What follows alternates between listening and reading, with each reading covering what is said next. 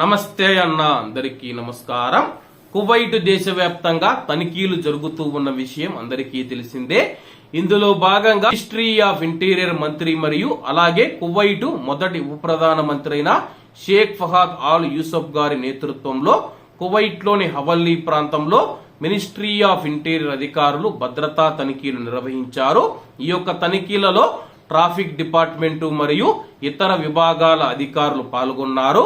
అలాగే ఈ యొక్క తనిఖీలలో 1540 ట్రాఫిక్ జరిమానాలు జారీ చేయగా రెసిడెన్సీ మరియు కార్మిక చట్టాలను ఉల్లంఘించిన వివిధ దేశాలకు చెందిన 15 మంది ప్రవాసులను అరెస్టు చేసినట్లు అధికారులు తెలిపారు.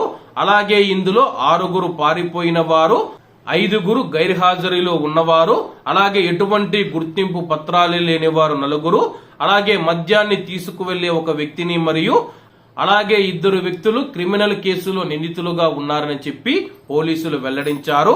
కువైట్ దేశవ్యాప్తంగా తనిఖీలు జరుగుతూనే ఉన్నాయని చెప్పేసి కువైట్ లోని నివాసాలు, వివిధ వ్యాపారాలు మరియు అలాగే కువైట్ లోని ప్రధాన ప్రాంతమైన హవల్లీలో తనిఖీలు నిర్వహించామని చెప్పి, కువైట్ లో పగలు మరియు రాత్రిళ్లు తనిఖీలు నిర్వహిస్తామని చెప్పి, అలాగే ఉదయం పూట ఎక్కువగా తనిఖీలు నిర్వహిస్తే సాయంత్రం పూట నిర్వహిస్తామని చెప్పి, అలాగే పగటి పూట మనం చూసుకుంటే ఇక్కడ ట్రాఫిక్ రద్దీ ఎక్కువగా ఉంటుందని చెప్పి తనిఖీలు నిర్వహించలేదని చెప్పి అధికారులు తెలియజేశారు.